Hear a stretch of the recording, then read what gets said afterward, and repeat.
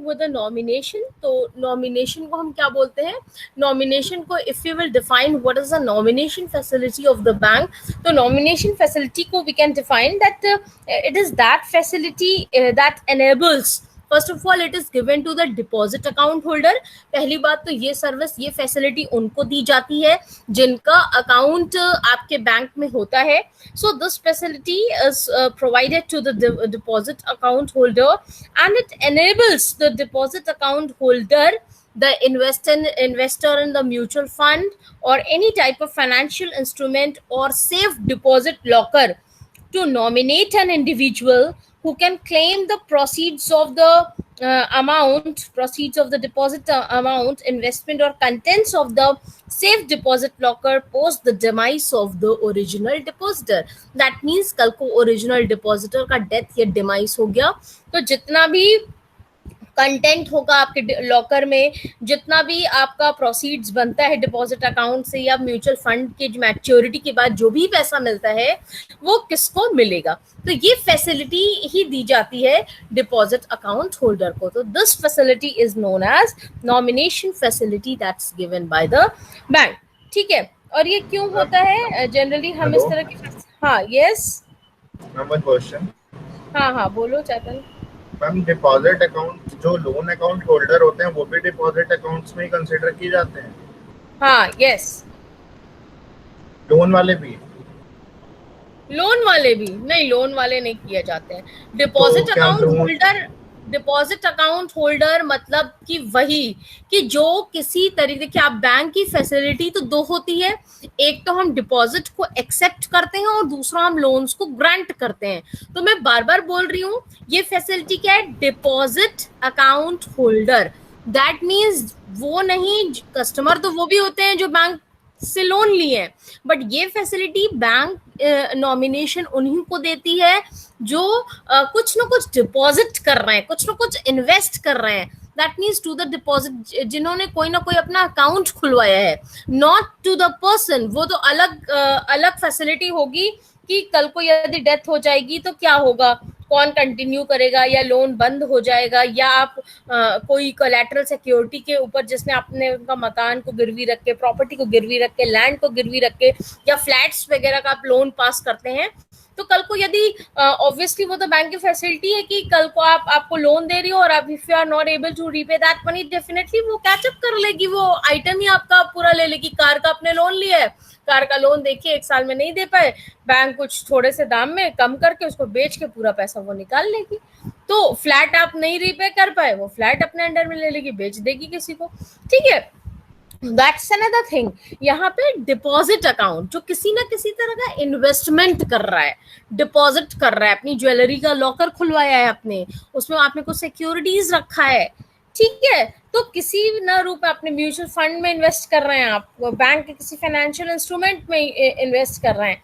That means कल को nomination का मतलब क्या है? नॉमिनेट आप ऐसे व्यक्ति को करेंगे, कल को यदि आपकी डेथ हो जाए, डिमाइस हो जाए, तो क्या जो दूसरा व्यक्ति जिसको आपने नॉमिनी बनाया है वो कंटिन्यू करेगा म्यूचुअल फंड, या फिर जो भी अपने अकाउंट होल्डर वहीं रखेगा, या फिर फाइनेंशियल इंस्ट्रूमेंट जिसमें भी उसने इन्वेस्ट किया है, या फिर वो बंद करा देगा, जो भी प्रोसीड्स या कंटेंट्स होंगे वो उसको वापस कर दिए जाएंगे एंड फाइनली उसका अकाउंट क्लोज हो जाएगा। तो इसलिए ये नॉमिनेशन फैसिलिटी खाली इन्वेस्टर जो होता है, मतलब जो बैंक में किसी ना किसी तरह का डिपॉजिट कर रहा है, that facility will be given only to those, not to that customer to whom the bank is granting loans. It is only to them to whom that customer with whom the bank is accepting the deposit. ठीक है चैतन्य, clear हुआ? Yes ma'am, thank you ma'am. ठीक है, फिर ये होता क्यों है? जनरली इसलिए हम करते हैं ताकि बैंकिंग कंपनी का जो डिपॉजिट है भैया, वो भी जितने भी आप पे आर्टिकल्स है वो रिटर्न कर दे, that's left by the diseased person in safe custody to the nominee after making the inventory of articles in a manner that's directed by the Reserve Bank of India. ताकि bank भी क्या करता है भैया, जो भी उसने आपका जो भी कंटेंट ले रखा है, जो भी डिपॉजिट्स हैं आपके, जो भी प्रोसीड्स हैं, वो रिजर्व बैंक ऑफ इंडिया के कुछ नियम कानून होते हैं, डेमाइस के बाद, डेथ के बाद डिपॉजिटर के, वो फॉलो करके वो उसके नॉमिनी को पैसा और जो भी उसका कंटेंट्स होगा वो लौटा देगा।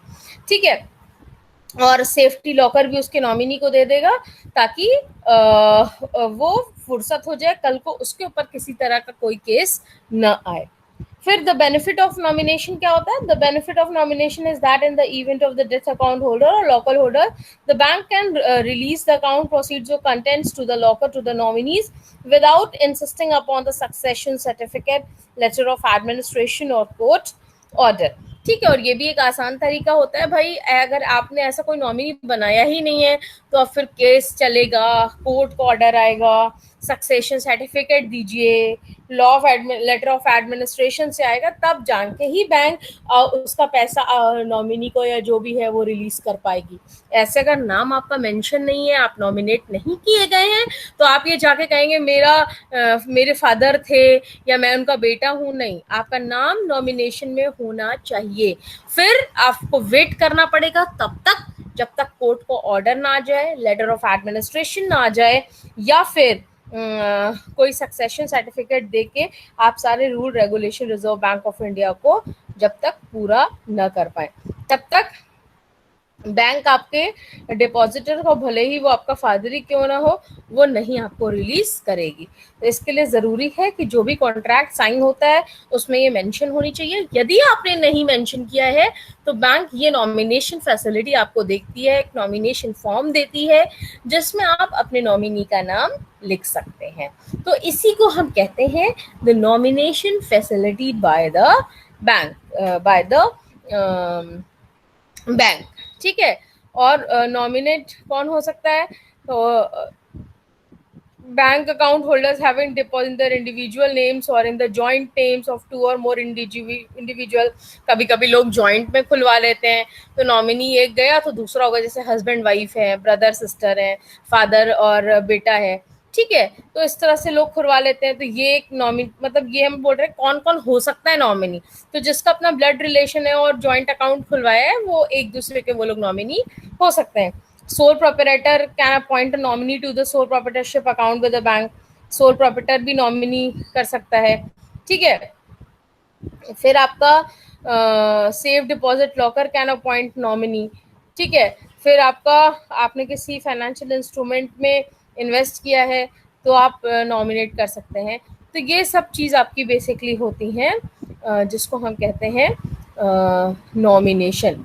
इस फैसिलिटी को हम कहते हैं nomination facility that is given by the bank. तो इसका कंसेप्ट क्लियर हुआ, क्या होता है nomination facility? Is the concept clear? What is a nomination facility by the bank?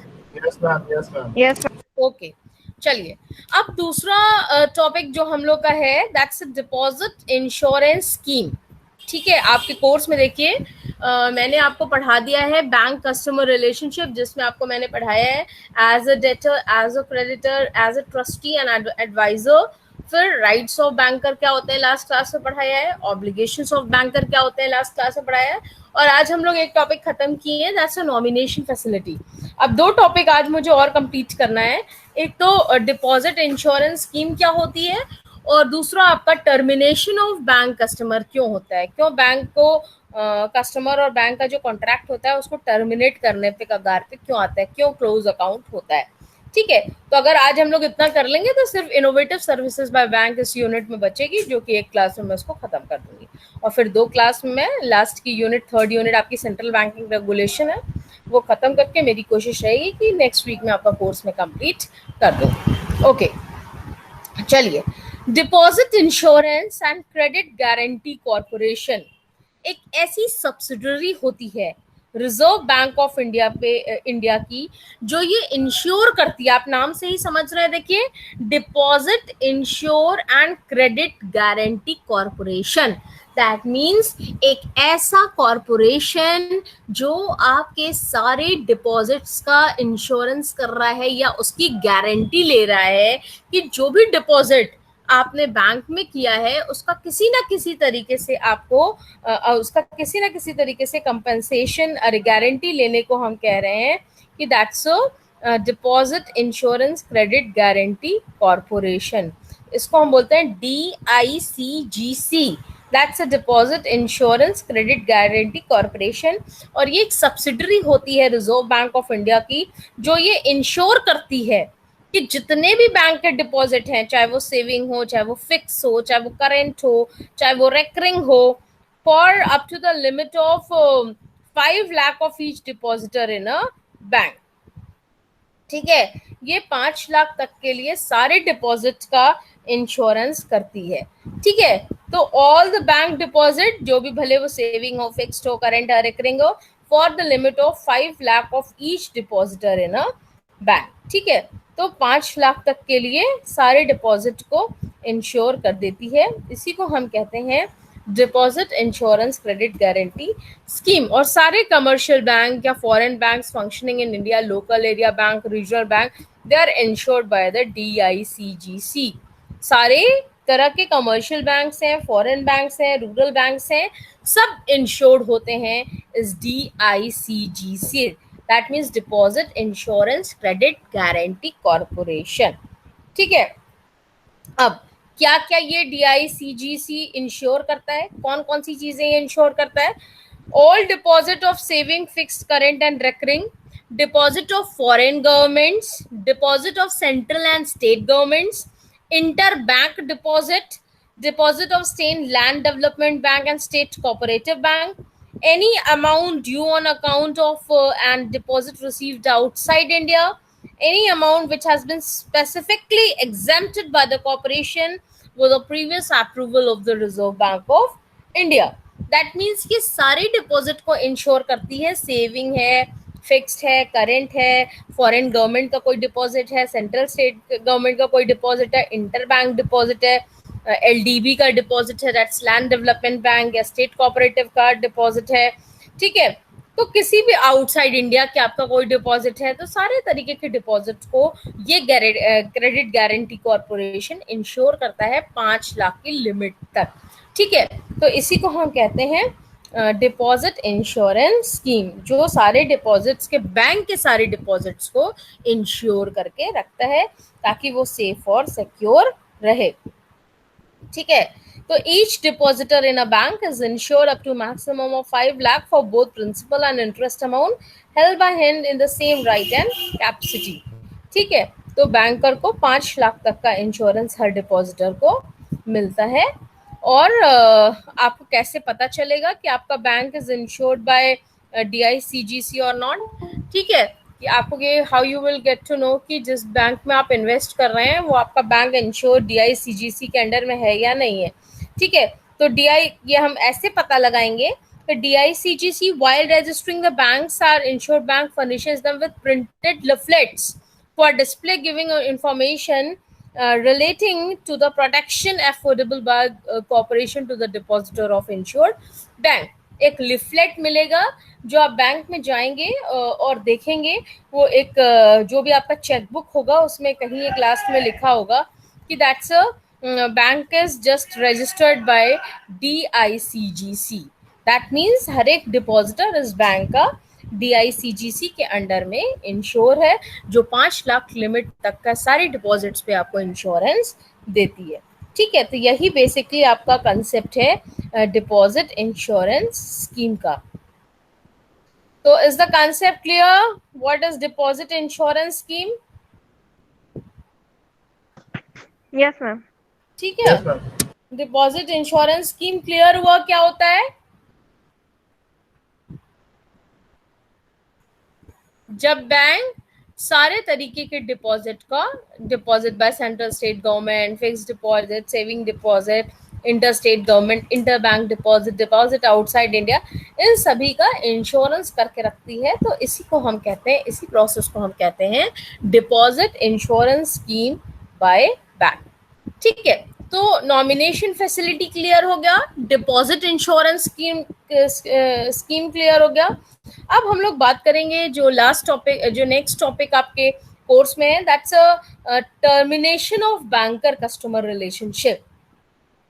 ठीक है, तो आप जानते हैं जो बैंकर और कस्टमर का रिलेशनशिप क्या है? That's a contract between two parties and it may be terminated bye either party on the voluntary basis or involuntarily by the process of law. आप जानते हैं कि बैंक और कस्टमर दोनों का एक कॉन्ट्रैक्ट में रिलेशनशिप होता है, और चाहे तो बैंक टर्मिनेट कर दे ये कॉन्ट्रैक्ट, या चाहे तो कस्टमर टर्मिनेट कर दे ये कॉन्ट्रैक्ट, वॉलेंट्रली मतलब अपनी मर्जी से, या इनवॉलेंट्रली मतलब लॉ या कोर्ट के ऑर्डर से। ठीक है, तो इसी को हम कहते हैं बैंक कस्टमर रिलेशनशिप। तो ये टर्मिनेट क्यों हो जाता है? नंबर 1 मैंने बताया, voluntary termination. That means customer has the right to close his demand deposit account because of change of residence or dissatisfaction with the service of the banker. मतलब bank customer जो चाहे वो जब चाहे तब अपना अकाउंट क्लोज कर सकता है या टर्मिनेट ये कॉन्ट्रैक्ट कर सकता है। तो उसकी कोई वजह भी हो सकती है। नंबर 1 हो सकता है कि मान लीजिए उसका ट्रांसफर हो गया, ठीक है, अब उसकी सैलरी किसी और स्टेट के अकाउंट में आ रही है, तो मतलब नहीं है, जैसे बनारस में है ट्रांसफर हो गया हैदराबाद में, तो मतलब ही नहीं है यहाँ पे अकाउंट रखने का, ठीक है, तो वो क्लोज कर देगा। या फिर आप सर्विसेज से कभी कभी आपको बहुत झिलाते हैं बैंक वाले, तो आपको लगता है यार इससे अच्छी सर्विस ये वाला बैंक देता है, ये तो सब इतना झिलाते हैं, अब हम अपना अकाउंट उसमें खुलवाएंगे। ठीक है, तो कभी कभी आप डिससेटिस्फाइड रहते हैं with the service of the bank. फिर हो सकता है कि banker is sound to comply with this secret banker also may decide, और कभी कभी ये तो आपकी मर्जी हुई, कभी कभी बैंक भी क्लोज करता है वॉलंटरली आपका अकाउंट, बिकॉज आपका अनसेटिस्फैक्ट्री कंडक्ट ऑफ अकाउंट है, बिकॉज आपको लगता है कि कस्टमर अनडिजायरेबल है, ठीक है, फॉर सर्टन रीजंस जो भी आपने देखा होगा।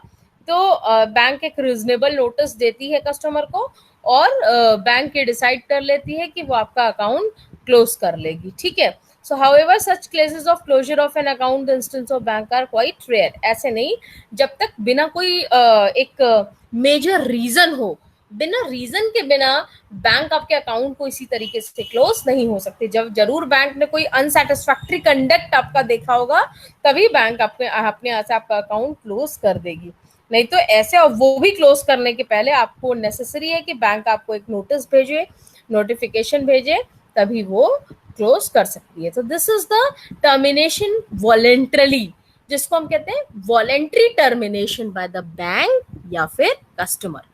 दूसरा आपका होता है if the bank desires to close the account.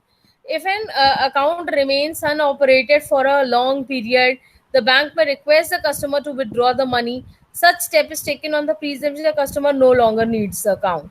ठीक है, जब आपने बहुत टाइम से 5-6 साल आपने यूज ही नहीं किया है वो अकाउंट, ना डेबिट हुआ है पैसा, ना कोई क्रेडिट हुआ है, तो बैंक को लगता है कि आप अब इंटरेस्टेड ही नहीं है इस अकाउंट में, आप तो 8 साल 10 साल हो गया, आप कभी ऑपरेट ही नहीं कर रहे हैं, तो बैंक क्या करेगा, आपको डिपॉजिट जो भी उसमें रहेगा, आपका डिपॉजिट आपको बुला के एक रूल रेगुलेशन एक फॉर्म करवा के, और अनक्लेम डिपॉजिट अकाउंट में आपका जो भी बैलेंस रहेगा, मान लीजिए डेथ हो गई, कोई गया ही नहीं दोबारा पैसा लेने, कुछ भी ऐसा हुआ कि कोई 8 साल 9 साल का टाइम बीत गया और कोई आया ही नहीं पूछने, तो बैंक क्या करेगी, अनक्लेम डिपॉजिट अकाउंट होता है, उसमें पैसा डिपॉजिट करके आपके अकाउंट को क्लोज कर देगी।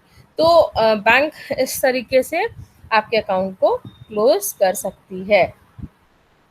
फिर banker is also companied terminate the relationship by the customer, अगर उसको लगता है कि आपका रिलेशनशिप बहुत रूड है, आप चीज़ों को मान ही नहीं रहे हैं, आप बहुत कुछ भी रूड तरीके से बैंक से बात कर रहे हैं, ठीक है, तो इस आप बहुत अनसेटिस्फैक्ट्री आपका परफॉर्मेंस है, ठीक है, कुछ आपने एम्बेजलमेंट कर दिया है, ठीक है, आप ओवरड्राफ्ट का पैसा ही नहीं दे पा रहे हैं, लोन का पैसा नहीं दे पा रहे हैं, ठीक है, तो बैंक कुछ ऐसे स्टेप्स लेगी जिसके थ्रू वो आपके अकाउंट को क्लोज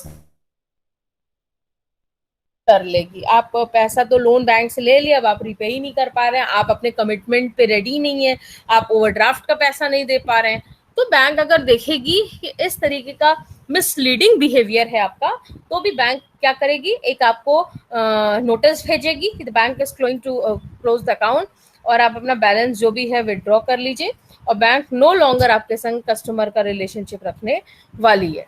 ठीक है, तो इस तरीके से बैंक क्या करेगी, आपके अकाउंट को क्लोज कर लेगी। ठीक है, मान लीजिए अगर customer does not close the account, उसको नोटिस भी उसने देख लिया, कस्टमर ने नोटिस देख लिया, पढ़ लिया, उसके बाद भी customer is not closing the amount on the receipt of notice, the banker should give another notice intimating the exact date by which account be closed. Otherwise, the banker himself is going to close the account. ठीक है, अगर एक notice में कोई आपका जवाब नहीं आता है, बैंक कस्टमर दे ही नहीं रहा है कोई जवाब, फिर आप एक नोटिस भेजेंगे ये इंटीमेट करते हुए कि आप इस डेट को अगर नहीं क्लोज किए तो बैंक अपने आप ही ये अकाउंट आपका क्लोज कर लेगी. ठीक है. Or during the notice period, the bank can safely refuse to accept further credits from the customer and can also refuse to issue fresh check to him. और जब बैंक ने नोटिफिकेशन देने के बाद भी यदि आप नहीं आए, बैंक अकाउंट क्लोज कर देगी, उसके पास ये राइट है, और फिर फाइनली आपका ना कोई डेबिट होगा पैसा, ना कोई क्रेडिट पैसा होगा, क्योंकि बैंक ने आपको ऑलरेडी 2 बार नोटिस भेजा है, एक दिन एक डेट दे दिया है, फिर भी आप अकाउंट क्लोज नहीं कर रहे हैं, तो बैंक के पास ये राइट होता है कि वो क्लोज कर ले. ठीक है. तो ये होता है. और एक होता है आपका टेम्पररी बाय लॉ. ठीक है. टर्मिनेशन बाय लॉ भी कभी कभी होता है कि जो बैंकर और कस्टमर का रिलेशनशिप है वो जब वॉलेंट्री नहीं पॉसिबल हो पाता है तो हमें लॉ मतलब कोर्ट कचहरी का ऑप्शन लेना पड़ता है. ठीक है. जैसे डेथ ऑफ द कस्टमर, कुछ ऐसे इवेंट्स होते हैं जहां पे टर्मिनेशन बाय लॉ होता है, जैसे death of the customer. On receiving the notice or information of the death of the customer, the bank stops all debit transactions in the account. However, credits to the account can be permitted. ठीक है. मतलब debits खत्म हो जाते हैं, आपका पैसा जाएगा नहीं अकाउंट से. हाँ, कहीं से आपका पैसा रिसीव हो रहा है तो बैंक उसको क्रेडिट कर लेगी. The balance in the account is given to the legal representative of the deceased after obtaining the letters of administration, succession certificate, or indemnity bond as per the prescribed procedure. Not only then account is closed. Death हो गई और यदि आप कुछ पैसा लेने जाएंगे तो बैंक के सामने आपको succession certificate, death certificate, letter of administration और कोर्ट को ऑर्डर लेके जाना पड़ेगा, तभी बैंक कोई पैसा इधर उधर करेगी और आपको देगी. ये आपको सबूत देना पड़ेगा कि now the person is no more and you are only the nominee of that person. ठीक है. इस सबूत के साथ, ये डॉक्यूमेंट्स के साथ बैंक आपको पैसा दे देगी. फिर बैंक्रप्सी, कस्टमर में भी डिक्लेयर बैंक्रप्ट और कंपनी में भी wound up under the provision of law. जब आप बैंक्रप्ट हो गए, अब आपके पास कोई ऑप्शन ही नहीं है, आपने लोन तो ले रखा है बट आप उसको रीपे ही नहीं कर पा रहे, तो बैंक आपके अकाउंट को क्लोज कर देगी, अपना कॉन्ट्रैक्चुअल रिलेशनशिप आपसे टर्मिनेट कर देगी. फिर garnishee order. We have already discussed that after receiving a garnishee order from a court or attachment order from income tax authority, the account can be closed as one of the option after taking the required step. ठीक है. Garnishee order जैसे income tax department से आ जाता है, court से आ गया order कि close करिए अभी अकाउंट, तब उस ऑर्डर के हिसाब से आपको अकाउंट क्लोज करना पड़ेगा और रिलेशनशिप को टर्मिनेट करना पड़ेगा. ठीक है. तो डेथ ऑफ द कस्टमर हो गया, बैंक्रप्ट हो गया, गार्निशी, ये सब लॉ है. अभी तो हम लोग पढ़ रहे थे वॉलेंट्री टर्मिनेशन, ये सब क्या है? Involuntary termination by law. जब आप खुद से नहीं कर रहे हैं, जब आप कोर्ट कचहरी लॉ के थ्रू काम कर रहे हैं, तो ये कब हो सकता है? मैंने जैसे अभी बताया आपको, टर्मिनेशन बाय लॉ में डेथ ऑफ द कस्टमर हो सकता है, बैंक्रप्सी ऑफ कस्टमर होता है, गार्निशी ऑर्डर हो सकता है, इनसेनिटी ऑफ कस्टमर भी हो सकता है.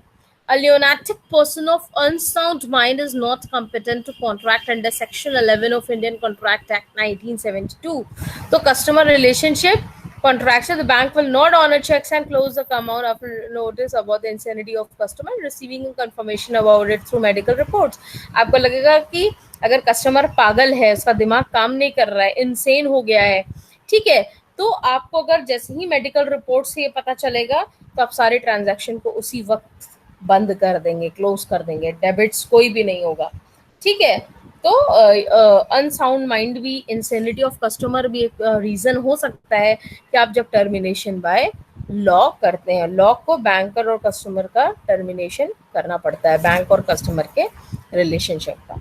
सो with this we have completed with this कि बैंक कस्टमर रिलेशनशिप कब टर्मिनेट होते हैं, खत्म हो जाते हैं, कब कस्टमर अपने अकाउंट को क्लोज कर देता है या बैंक कस्टमर के अकाउंट को क्लोज कर देता है. तो 2 तरीका है, एक तो वॉलेंट्री टर्मिनेशन और एक होता है termination by law. Is the concept clear to all of you? Yes, ma'am. Okay, Yes, चलिए ma'am. फिर.